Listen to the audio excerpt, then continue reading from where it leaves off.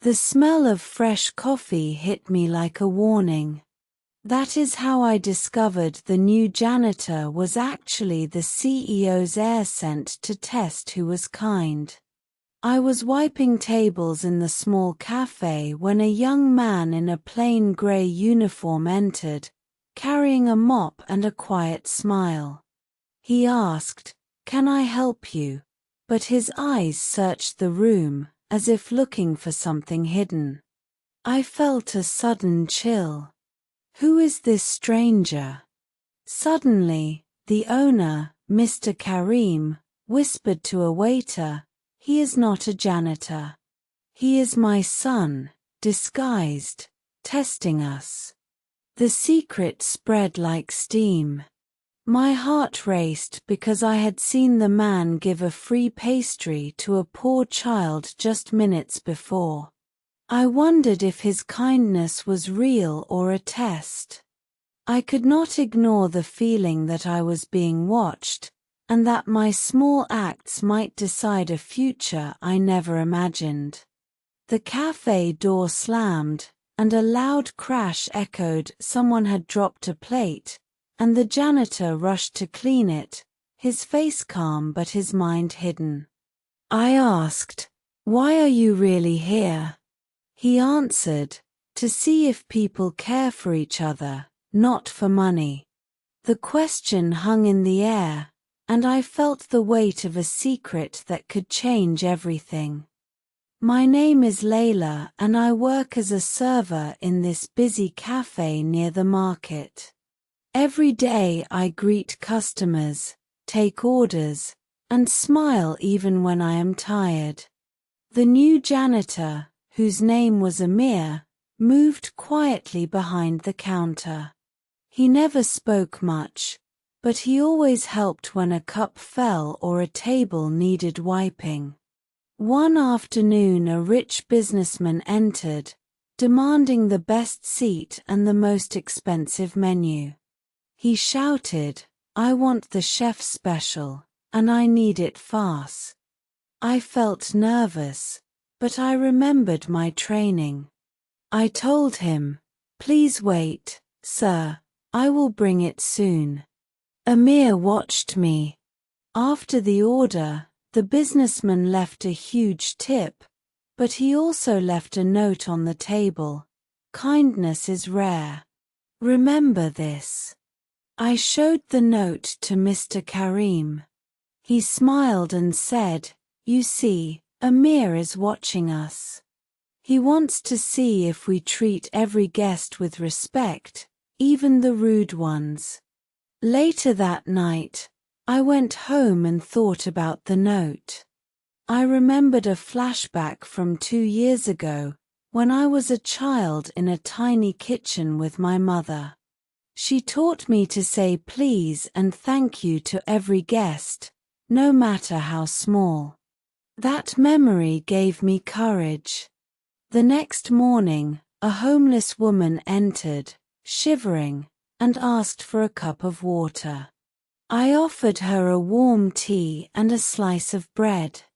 Amir stood nearby, his eyes soft. He whispered, "Good.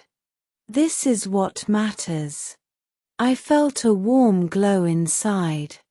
But then the cafe manager announced a surprise inspection by the health department.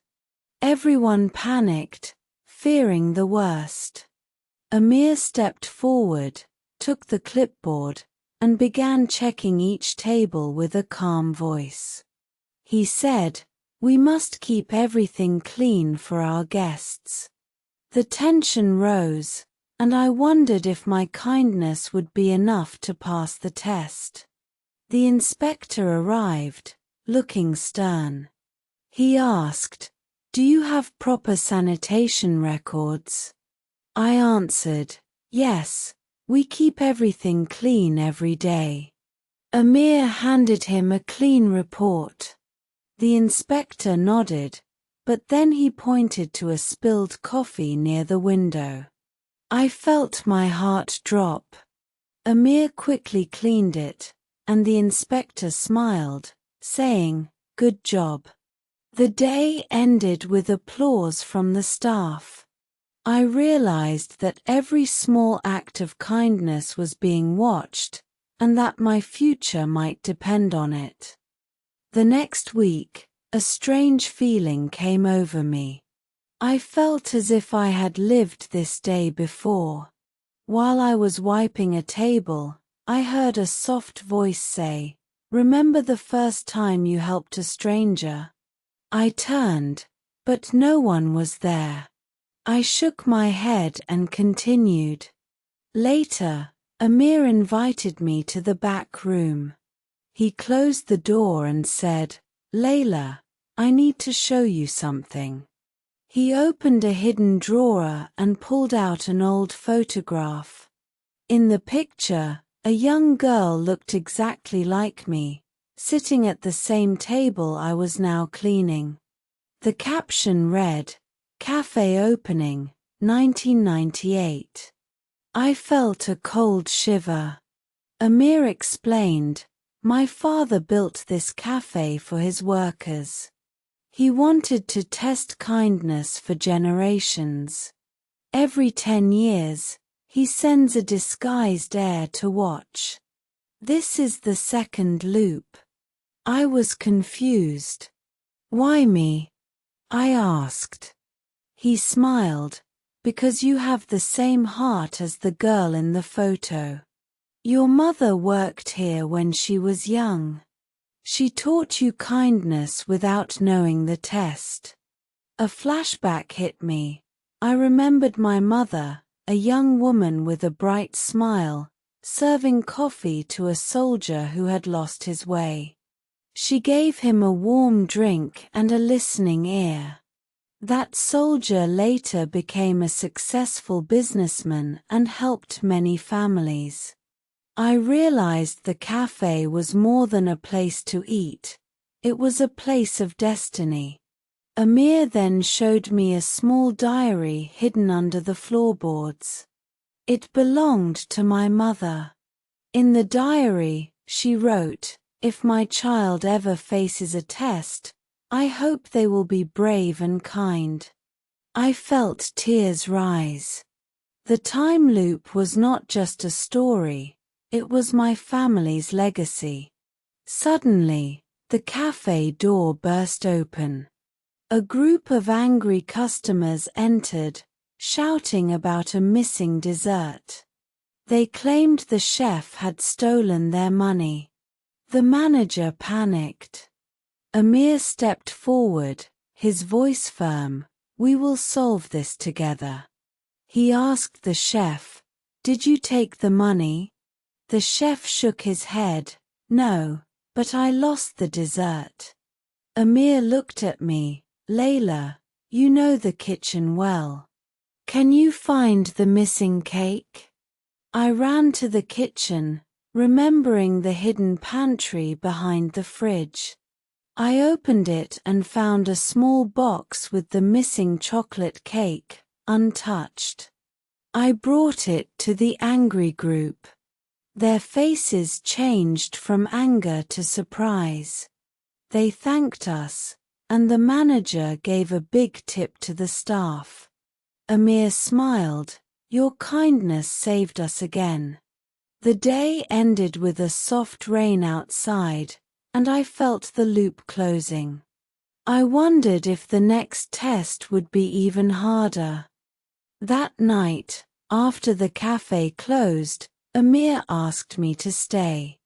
He turned off the lights, leaving only a single lamp on the counter.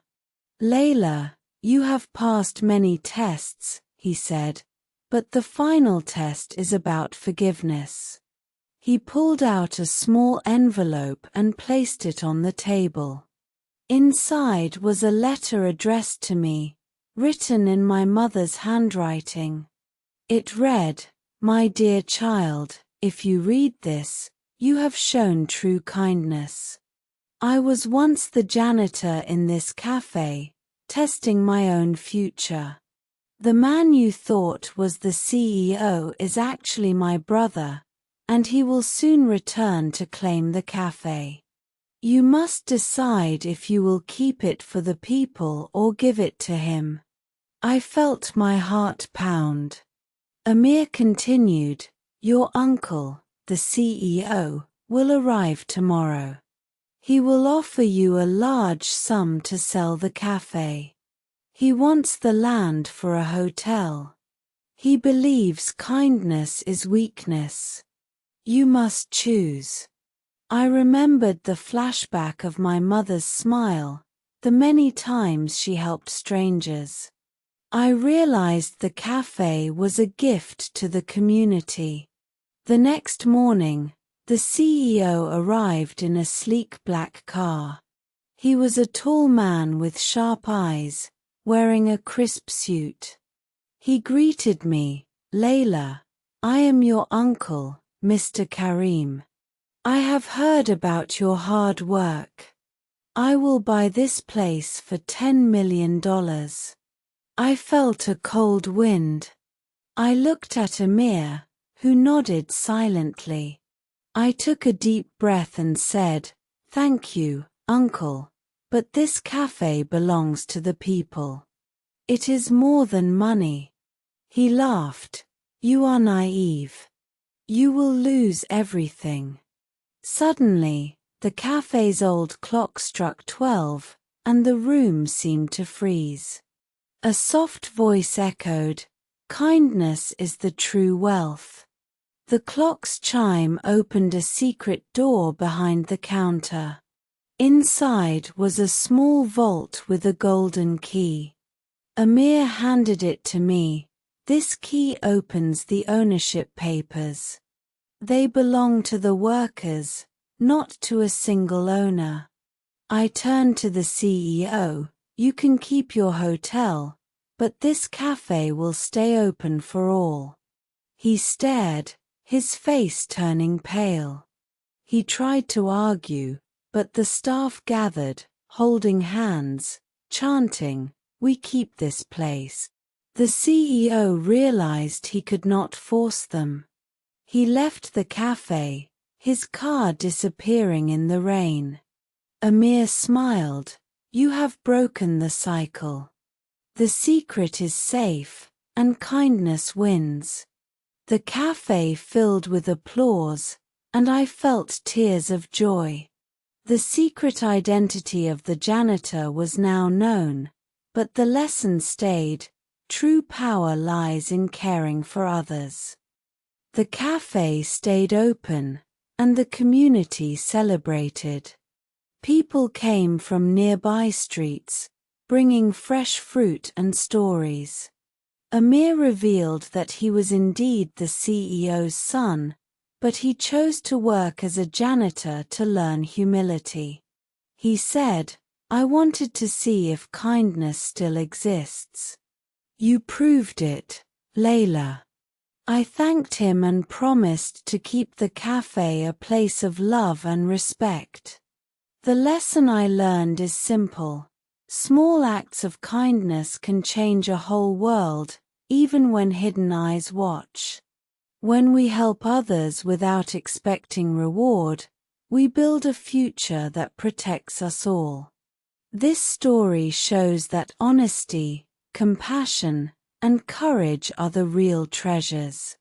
Keep practicing English with stories like this, and remember that every kind word you speak can be a secret power. Thank you for listening, and see you in the next story.